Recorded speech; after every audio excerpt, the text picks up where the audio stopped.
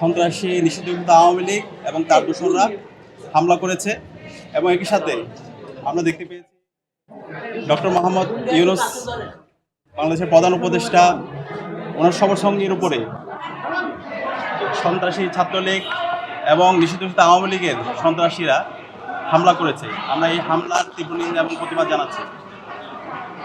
আমরা গত এক বছর ধরে জুলাই বিপ্লব পরবর্তী বারবার বলছি, বাংলাদেশে যারা ফ্যাসিবাদ কায়েম করেছে, যারা জুলাই বিপ্লবের সময়ে গণহত্যা এবং শিশু হত্যা চালিয়েছে এবং ক্যাম্পাসে ক্যাম্পাসে নির্যাতন নিপীড়ন করেছে, পিলখানা হত্যাকাণ্ড থেকে শুরু করে গত 16 বছরে যে এই হত্যাকাণ্ডগুলো চালিয়েছে, নিষিদ্ধঘোষিত ছাত্রলীগ, নিষিদ্ধঘোষিত আওয়ামী লীগ এবং তার সকল দোষরদের দৃষ্টান্তমূলক বিচার আওতায় নিয়ে আসতে হবে, গণহত্যার বিচার করতে হবে।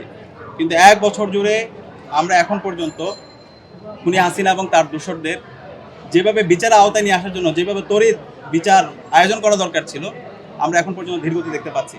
যেভাবে তাদেরকে সামাজিকভাবে প্রতিরোধ করা দরকার ছিল, তার আমরা ধীরগতি দেখতে পেয়েছি। যে কারণে আজকে নিষিদ্ধঘোষিত ছাত্রলীগ, নিষিদ্ধঘোষিত আওয়ামী লীগ তারা বিদেশে এই ধরনের দুঃসাহস তারা দেখাতে পেরেছে।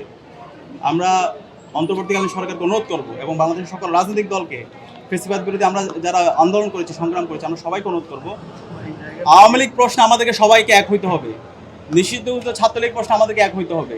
তাদেরকে যেখানে পাওয়া যাবে সেখানে সামাজিকভাবে প্রতিরোধ করতে হবে, তাদেরকে থানায় দিতে হবে। এরা হচ্ছে গণহত্যাকারী, তারা হচ্ছে শিশু হত্যাকারী। আমরা সবাই যেন ঐক্যবদ্ধভাবে এই নিষিদ্ধঘোষিত ছাত্রলীগ, নিষিদ্ধঘোষিত আওয়ামী লীগের বিরুদ্ধে সবাই ঐক্যবদ্ধভাবে আমাদের প্রতিরোধ জারি রাখি এবং তাদেরকে, এই গণহত্যাকারীদেরকে দৃষ্টান্তমূলক বিচারের আওতায় নিয়ে আসি।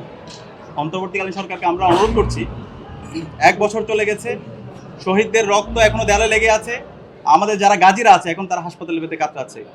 আপনারা কেন এই গণহত্যাকারী এবং শিশু হত্যাকারী খুনি হাসিনা এবং তার দোষরদেরকে আপনারা এখন পর্যন্ত দৃষ্টান্তমূলক বিচার আওতায় নিয়ে আসছেন না?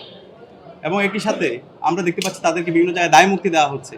এখন পর্যন্ত ফ্যাসিবাদের দোষরা বিভিন্ন জায়গায় বসে আছে, তারা অ্যাডমিনিস্ট্রেশনে বসে আছে, তারা বিচার বিভাগে বসে আছে, বিশ্ববিদ্যালয়ে তারা বসে আছে।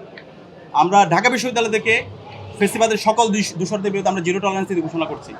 আমরা তাদের বিরুদ্ধে বিশুদ্ধ প্রশাসনকে ব্যবস্থা নেওয়ার জন্য অনুরোধ করছি, আমরা দাবিতে উত্থাপন করেছি এবং খুব দ্রুতই শিক্ষার্থীদেরকে সাথে নিয়ে আমরা এই খুনি হাসিনা এবং তার সকল দোষীদের বিরুদ্ধে আমাদের আন্দোলন সংগ্রাম জারি রাখবো।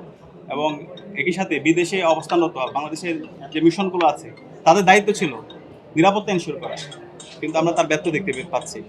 এবং ফ্যাসিবাদের দোষররা যে বিভিন্ন ধরনের ষড়যন্ত্র এবং চক্রান্ত করছে, তাদেরকে যেভাবে দমন করা দরকার, তাদের বিরুদ্ধে যেভাবে আইনানুগ ব্যবস্থা নেওয়া দরকার, সেই জায়গাও আমরা বিরোধী দেখতে পাচ্ছি।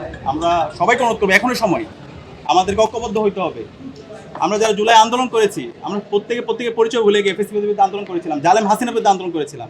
এখন নতুন বাংলাদেশ বিনির্মাণ করার জন্য বাংলাদেশ প্রশ্নে, জুলাইয়ের প্রশ্নে আমাকে সবাইকে ঐক্যবদ্ধ হইতে হবে, হাসিনার বিচারের দাবিতে এবং নিষিদ্ধঘোষিত আওয়ামী লীগের সন্ত্রাসীদের বিচারের দাবিতে, ছাত্রলীগের সন্ত্রাসীদের বিচারের দাবিতে আমাদের ঐক্যবদ্ধ হইতে হবে। বাংলাদেশে আমরা যারা বাংলাদেশপন্থীরা আছি তারাই থাকবো, যারা দিল্লির এজেন্ডা বাস্তবায়ন করেছে, যারা আমার ভাই আবরার ফাহাদকে শহীদ করেছে, ক্যাম্পাসে ক্যাম্পাসে আমাদের শত শত ভাইদেরকে শহীদ করেছে এবং গণহত্যা এবং শিশু হত্যা করেছে, তাদের বাংলাদেশে রাজনীতি করার অধিকার নাই।